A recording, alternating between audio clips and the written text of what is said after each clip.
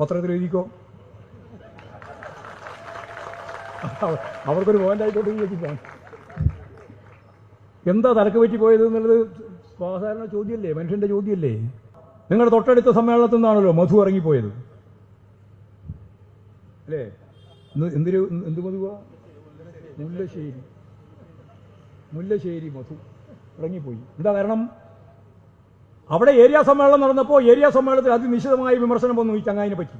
210 area കമ്മിറ്റികൾ, അതിൽ 210 area സമ്മേളനങ്ങളും. 210 ഏരിയ സമ്മേളനങ്ങളിൽ ഏതാനും സമ്മേളനങ്ങളുണ്ടായ പ്രശ്നം, ഏതാനും എന്ന് പറഞ്ഞാൽ 2-3 വിരലെണ്ണാവുന്ന ഏരിയ സമ്മേളനങ്ങളിലുണ്ടായ പ്രശ്നം, അത് CPIM-ൽ വലിയ വിഭാഗീയതയാണ് എന്ന് വരുത്തി തീർക്കാൻ വലിയ ശ്രമം കേരളത്തിലെ മാധ്യമങ്ങൾ നടത്തിയിരുന്നു. അതിൽ പ്രധാനപ്പെട്ട ആയുധമാക്കിയത് തിരുവനന്തപുരം ജില്ലയിലെ മംഗലപുരം ഏരിയ സെക്രട്ടറി ആയിരുന്ന മധു മുല്ലശ്ശേരി BJP-യിൽ ചേർന്നതാണ്. അതേക്കുറിച്ച് എന്താണ് CPIM-ന്റെ സംസ്ഥാന സെക്രട്ടറിക്ക് പറയാനുള്ളത്? അദ്ദേഹം വിശദമായി തന്നെ സംഭവത്തെക്കുറിച്ച് പറയുന്നു. മധു മുല്ലശ്ശേരിയെക്കുറിച്ച് മാത്രമല്ല, NC ബാബുവിനെ കുറിച്ചും പറഞ്ഞിട്ടുണ്ട്. രണ്ടുപേരും പോയിരിക്കുന്നത് BJP-യിലേക്കാണല്ലോ. അതുകൊണ്ട് എങ്ങനെ ഇവർ പോയി, എന്തുകൊണ്ട് പോയി, ഇവർ പോയത് കൊണ്ട് എന്തെങ്കിലും പ്രശ്നം പാർട്ടിക്കുണ്ടാകുമോ? ഇതേക്കുറിച്ച് വളരെ ലളിതമായ ഭാഷയിലാണ് MP ഗോവിന്ദൻ മാസ്റ്റർ സംസാരിക്കുന്നത്. തിരുവനന്തപുരം പാളയം ഏരിയ സമ്മേളനത്തിന്റെ പൊതുയോഗത്തിലാണ് അദ്ദേഹത്തിന്റെ പ്രസംഗം. ആ പ്രസംഗത്തിന്റെ പ്രസക്ത ഭാഗങ്ങൾ അത് കേൾക്കാം. നിങ്ങളുടെ തൊട്ടടുത്ത സമ്മേളനത്തിൽ നിന്നാണല്ലോ മധു ഇറങ്ങിപ്പോയത് അല്ലേ? എന്ത് മധുവാ?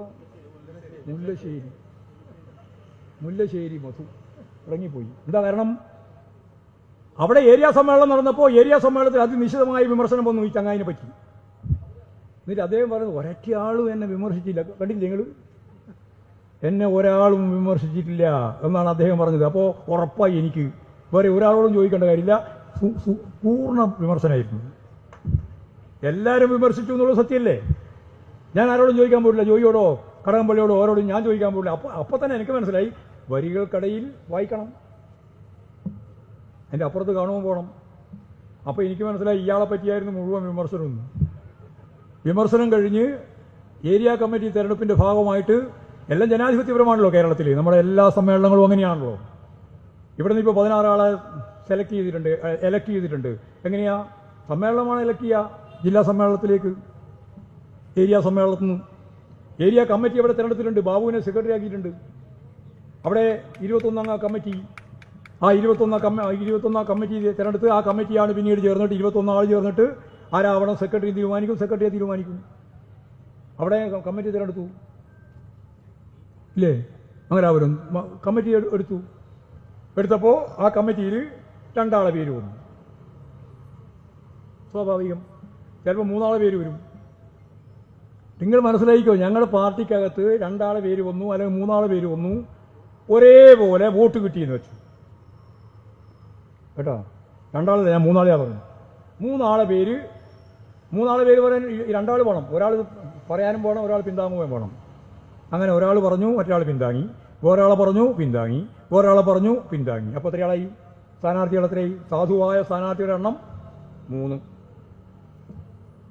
കൃത്യമായിട്ടുള്ള വോട്ട് 21. 3 ആൾക്കും ഒരേപോലെ വോട്ട് കിട്ടിയെന്ന്. എത്രയായി? 3 ആൾക്കും വോട്ട് 7. എങ്ങനെയാണ് പിന്നെ സെലക്ട് ചെയ്യുക, എടുക്കുക? പറഞ്ഞോട്ടെ, ഞാൻ പറഞ്ഞ കേട്ടോ, നിങ്ങൾ പറയുന്നില്ല. നിങ്ങൾ പറയാം എന്താ ചെയ്യുക? ഇങ്ങനെ ഒരു അവസ്ഥ, ഒരു അന്തരാള ഘട്ടം വന്നിരിക്കുകയാണ്. 3 സ്ഥാനാർത്ഥി മത്സരിച്ചു ഏരിയ സെക്രട്ടറി ആവാൻ. മത്സരിച്ചപ്പോൾ 3 ആൾക്കും ഒരേ വോട്ട് കിട്ടിയിരിക്കുന്നു. 7, 7, 7, 21. എങ്ങനെയാണ് നമ്മൾ സെക്രട്ടറിയെ തിരഞ്ഞെടുക്കുക? എങ്ങനെ തിരഞ്ഞെടുക്കും?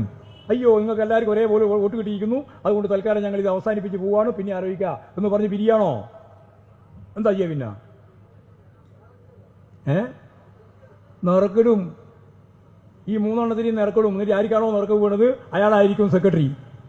തോറ്റാള് തന്നെ, ജയിച്ചാള് തന്നെ. ഇതാ കമ്മ്യൂണിസ്റ്റ് പാർട്ടി.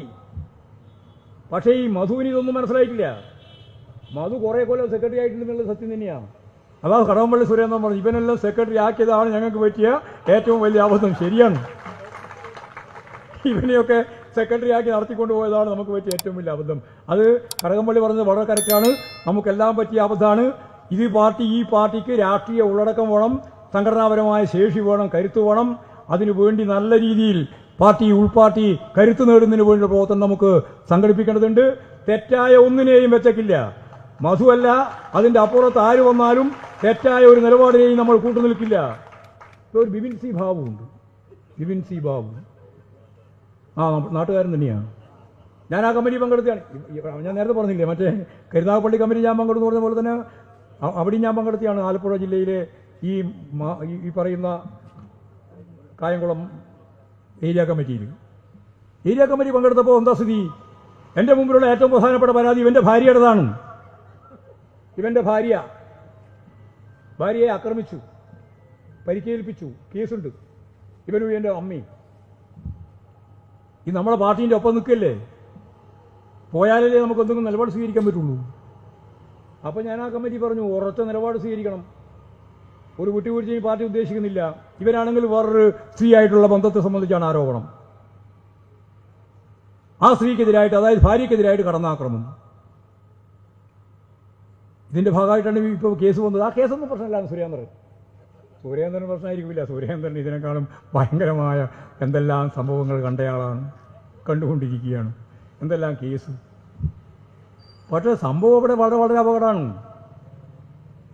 നമ്മൾ പറഞ്ഞു തെറ്റായ ഒന്നിനെയും നമ്മൾ അംഗീകരിച്ചു കൊടുക്കില്ല, അഡ്മിറ്റ് ചെയ്യില്ല. ബിപിൻ ബാസു അല്ല, അതിൻ്റെ അപ്പുറത്തുള്ള ആരായാലും. അങ്ങനെ വന്നപ്പോഴാണ് ഗത്യന്തരില്ല എന്ന് വന്നപ്പോൾ ഞാൻ BJPയിലേക്ക് പോകുന്നു പറഞ്ഞിട്ട് പോയതുകൊണ്ട് ഞങ്ങൾക്കൊരു പ്രശ്നമില്ല, ഒന്നും നഷ്ടപ്പെടില്ല. ഇങ്ങനെയുള്ള ജീർണമായ കമ്മ്യൂണിസ്റ്റ് പാർട്ടിക്ക് ഉൾക്കൊള്ളാനാവാത്ത, നമ്മൾ പുറന്തള്ളാൻ ഉദ്ദേശിക്കുന്ന, പുറന്തള്ളിക്കൊണ്ടിരിക്കുന്ന ആളുകൾ കമ്മ്യൂണിസ്റ്റ് പാർട്ടിയിൽ നിന്ന് പോയാൽ ആ പാർട്ടി ഗൗരവപൂർണമായ പാർട്ടിയായി ശക്തിയായി മുന്നോട്ടേക്ക് വരികയാക്കിയ ജീർണത അവസാനിക്കും. നല്ല ആരോഗ്യം വരും പാർട്ടിക്ക്. പാർട്ടി ആരോഗ്യപരമാവും. ഇങ്ങനെയുള്ള തെറ്റായ ജീർണമായ എല്ലാറ്റിനെയും നമുക്ക് കൃത്യമായിട്ട് കൈകാര്യം ചെയ്യണം. അത് തന്നെയാണ് മധുവിൻ്റെ കാര്യത്തിൽ നമുക്ക് ചെയ്യേണ്ടത്. അദ്ദേഹത്തിൻ്റെ മറ്റു കാര്യങ്ങളൊന്നും ഞാനിപ്പോൾ വിശദീകരിക്കുന്നില്ല, എല്ലാ കാര്യവും ഞാൻ മനസ്സിലാക്കിയിട്ടുണ്ട്. ഏതായാലും പോയി കിട്ടിയത് കമ്മ്യൂണിസ്റ്റ് പാർട്ടിയുടെ വളർച്ചയ്ക്ക് അടിസ്ഥാനപരമായിട്ട് ഊർജം നൽകുന്ന ഒന്നാണ് എന്ന കാര്യം ഞാൻ ഉറപ്പിച്ച് പറയാം. മാധ്യമങ്ങൾക്ക് എഴുതാം. ഇതൊക്കെ അവർക്ക് വേണ്ടത്. അതുകൊണ്ട് ഞാൻ ഇതെല്ലാം പറയുന്നത്. എഴുതിക്കോങ്ങളും ഊർജം പാർട്ടിക്ക് അനുകൂലമായിട്ട് മാറും. എക്സിക്യൂട്ടീവ് നമ്മളതാണോ? എക്സിക്യൂട്ടീവ് എന്ന് പറഞ്ഞാൽ ഭരണനിർവഹണ സംവിധാനത്തിന്റെ എല്ലാം അടിമുടി, IAS IPS ഉൾപ്പെടെ എല്ലാം. ഒരുത്തനീലയുടെ കണ്ടില്ലേ നിങ്ങൾ? IAS തന്നെയാണ്, തരക്കേടില്ല. IAS എന്താ പണി? ഹിന്ദു IASനെ വേർതിരിക്കുക. അങ്ങനെ വേർതിരിച്ചാൽ കുറച്ച് അബദ്ധമാണെന്ന് മനസ്സിലാക്കി ആ ചങ്ങാതി തന്നെ പറഞ്ഞു, ഇനി മുസ്ലിം വിഭാഗത്തെയും വേർതിരിക്കുക. ഒരേ ആളെന്നെ. ഇവൻ്റെ എല്ലാം തലയിൽ എന്താ പറ്റിപ്പോയതെന്നാണ് പത്രത്തിൽ എഴുതിക്കോ. അവർക്കൊരു പോയിന്റായിക്കോട്ടെ ചോദിക്കാം. എന്താ തലക്ക് പറ്റിപ്പോയത് എന്നുള്ളത് സാധാരണ ചോദ്യമല്ലേ, മനുഷ്യൻ്റെ ചോദ്യമല്ലേ. എന്തു പറ്റി? ഒരാളെന്നെ ആദ്യം ഹിന്ദുവാക്കുക, പിടിക്കപ്പെട്ടപ്പോൾ മുസ്ലിമുമാക്കുക. അപ്പോൾ ഞാൻ രണ്ടിനും കാണുന്നതാണ്. ആ രീതിയിലല്ലേ കാര്യങ്ങൾ കൈകാര്യം ചെയ്യുന്നത്. അതിപ്പോൾ കേസായിരിക്കുകയാണ്. അതാ IAS IPS ഉൾപ്പെടെയുള്ള ഇവരെല്ലാം തൊഴിലാളി വർഗ ഭരണ സംവിധാനത്തിന്റെ ഭാഗമായി വർഗക്കൂറോടെ പിണറായി വിജയന്റെ ഭരണ സംവിധാനത്തിന് വേണ്ടി നിലകൊള്ളും എന്ന് ആരെങ്കിലും തെറ്റിദ്ധരിക്കുന്നുണ്ടെങ്കിൽ ശുദ്ധാസംബന്ധം. അത് മനസ്സിലാക്കാൻ നമുക്ക് സാധിക്കണം. എന്നാൽ നയപരമായ കാര്യങ്ങൾ അടിസ്ഥാനപ്പെടുത്തിയിട്ടാണ് അതിനെ നിയന്ത്രിക്കുന്നത്. നയപരമായ കാര്യം, ഗവൺമെന്റിന് നയപരമായ കാര്യങ്ങൾ തീരുമാനിച്ച് മുന്നോട്ടേക്ക് പോകാം. ഒരു ഉദാഹരണം UAPAക്ക് CPM എതിരാണ്. UAPA ചുമത്തുന്നതിനോട് CPIMന്റെ സെൻട്രൽ കമ്മിറ്റിക്കോ പാർട്ടിക്കോ യോജിപ്പില്ല. എന്നാൽ കേരളത്തിൽ UAPA ചുമത്തുമ്പോൾ കമ്മ്യൂണിസ്റ്റ് പാർട്ടിയുടെ നിലപാട് വെച്ചുകൊണ്ടാണോ പോലീസുകാർ, ഉയർന്ന പോലീസ് ഉദ്യോഗസ്ഥന്മാരുൾപ്പെടെ ഇവിടെ UAPA ചുമത്തുന്നത്? അല്ല.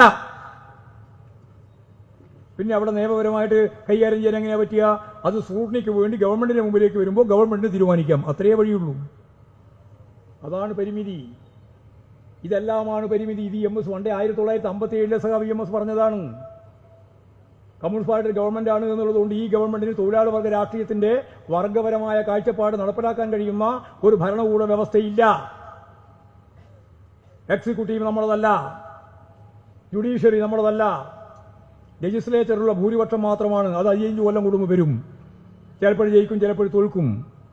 ഇതിന്റെ ഭാഗമായിട്ട് മാത്രം ഭാവി നിർണ്ണയിക്കാനാവില്ല പൂർണ്ണമായിട്ട്. എന്നാൽ നമ്മുടെ കേരളത്തിന്റെ അനുഭവത്തിന്റെ വെളിച്ചത്തിൽ നമുക്ക് ഒരുപാട് കാര്യം ചെയ്യാം. അതിലൊന്നാണ് ജന്മിത്വം അവസാനിപ്പിച്ചത്.